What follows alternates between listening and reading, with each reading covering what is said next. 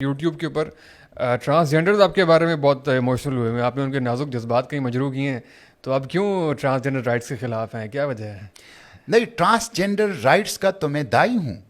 جو حقیقی ٹرانسجینڈر ہیں ان کے رائٹس کا تو میں دائی ہوں, بلکہ میں بحیثیت امیر صوبہ جب میں تھا خیبر پختونخوا کے اندر تو ہم اس آئیڈیا پہ کام کر رہے تھے, اور اب اس آئیڈیا پہ بھی ابھی بھی کام جاری ہے کہ جو ٹرانسجینڈر ہیں ان کے لیے ایک state of the art institution ایسا بنایا جائے کہ وہ بھیک نہ مانگے, وہ گلیوں اور چوکوں اور چوراہوں میں نہ پھریں, وہ ہنر سیکھیں, اسکل سیکھیں, اور ان کو ایک معاشی خود مختاری دی جائے, اپنے پاؤں پہ کھڑا کیا جائے, اور ان کو معاشرے میں باعزت مقام دیا جائے.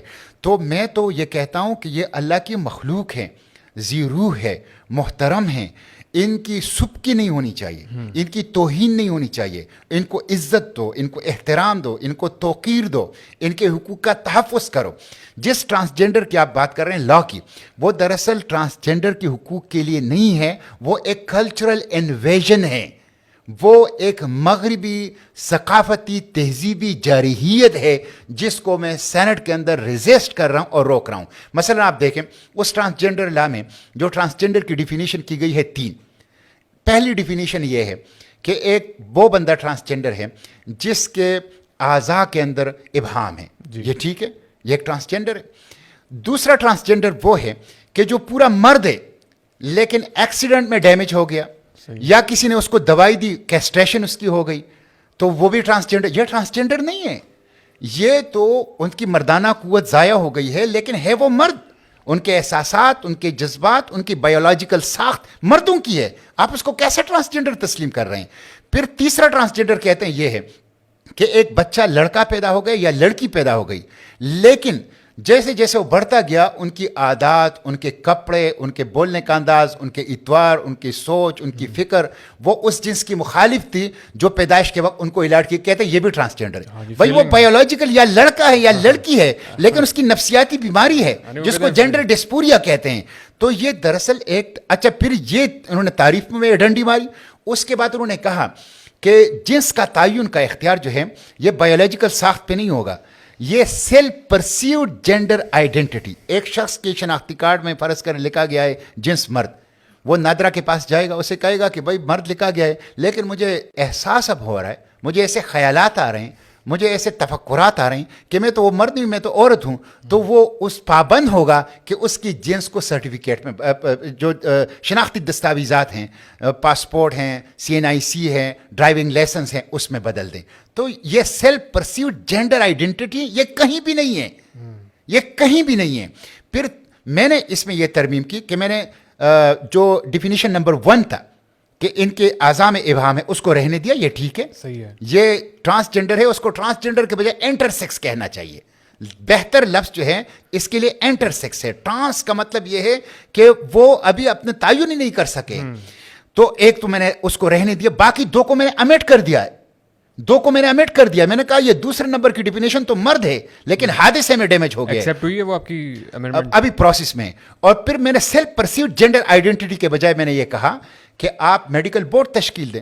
ایک شخص اپنی جنس اپنی قومی دستاویزات میں تبدیل کرنا چاہتا ہے, وہ ایک میڈیکل بورڈ کے سامنے پیش ہو. اس میڈیکل بورڈ میں ایک پروفیسر ہو, ایک سرجن ہو, ایک گائناکالوجسٹ ہو, ایک میڈیکل آفیسر ہو, ایک سائیکالوجسٹ ہو. وہ یہ فیصلہ کرے کہ یہ جو دعویٰ کر رہا ہے یہ ٹھیک ہے یا ٹھیک نہیں ہے. اس لیے کہ بہت اہم مسئلہ ہے, اس میں آپ کا قانونی وراثت انوالو ہے. قانونی وراثت, ایک شخص عورت ہے اور وہ مرد بن جاتا ہے تو اس کی وراثت میں 2 حصے ہو جائیں گے. اس میں آپ کی جو آئلی قوانین ہے, آپ جو نکاح پڑھاتے ہیں تو نکاح خواں عالم کے سامنے آپ لڑکا لڑکی کو پیش نہیں کرتے, ان کے شناختی کارڈ کو پیش کر دیتے ہیں اور اس کی بنیاد پہ وہ نکاح. تو اس کے نتیجے میں جو آپ کے آئلی قوانین ہے اور جو آپ کا میرج سسٹم ہے وہ ڈیمیج ہوتا ہے. اس لیے میں نے کہا کہ اس سے آپ ہم جنس پرستی کو اور جو شادیاں ہیں ایک ہی جنس کے اندر آپ اس کو رواج دیں گے, اس سے آئلی قوانین کے اوپر ضد پڑے گا، اس سے آپ کے جو وراثت کے قوانین ہیں اس پہ ضد پڑے گا، اس کے نتیجے میں جو مسلم خاتون کے جو احترام ہیں کہ وہ ایک بندہ مرد ہے لیکن اس کے شناختی کارڈ میں وہ خاتون ہے، وہ پولنگ اسٹیشن خواتین کے جا رہا ہے، وہ خواتین کے واش روم کو یوز کر رہا ہے، وہ خواتین کے لیے مختص مقامات کو یوز کر رہا ہے، تو یہ اس کے احترام کے خلاف ہیں۔ تو دراصل میں اس تہذیبی جارحیت کے خلاف ہوں جو کہ P T I, Peoples Party اور مسلم لیگ ان سب نے مشترکہ طور پر یہاں پہ انٹروڈیوس کیا ہے۔ مغرب میں بھی یہ قانون نہیں ہے۔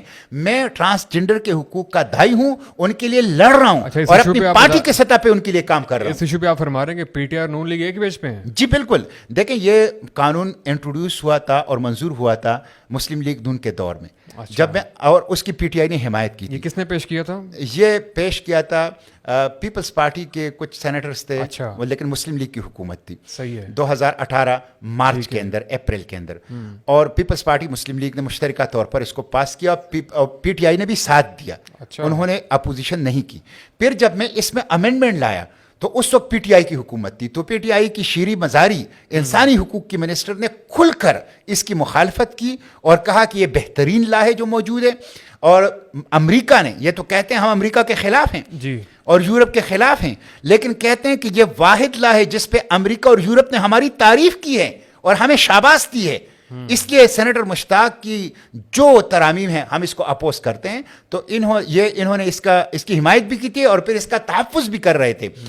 ہم اس تہذیبی جارحیت کے خلاف ہیں۔ ہم سمجھتے ہیں کہ یہاں پہ parliament F A T F کے لیے، آئی ایم ایف کے لیے، امریکہ اور یورپ کو خوش کرنے کے لیے، ان کی تہذیبی جارحیت کے مقاصد کو پورا کرنے کے لیے قانون سازی نہ کریں۔ سپریم لا قرآن و سنت ہیں، پارلیمنٹ عوام کے احساسات اور جذبات کی ترجمان ہیں۔ ہمیں اپنی مٹی کے لیے، اپنے عقیدے اور نظریے کے مطابق اپنی عوام کی بہبود کے لیے قانون سازی تو ابھی کریں۔ ایکسیپٹ ہونے جا رہا ہے یہ لاء کہ نہیں؟ ابھی کیا ابھی اس پہ ڈسکشن جاری ہے، اسٹینڈنگ کمیٹی میں ہے۔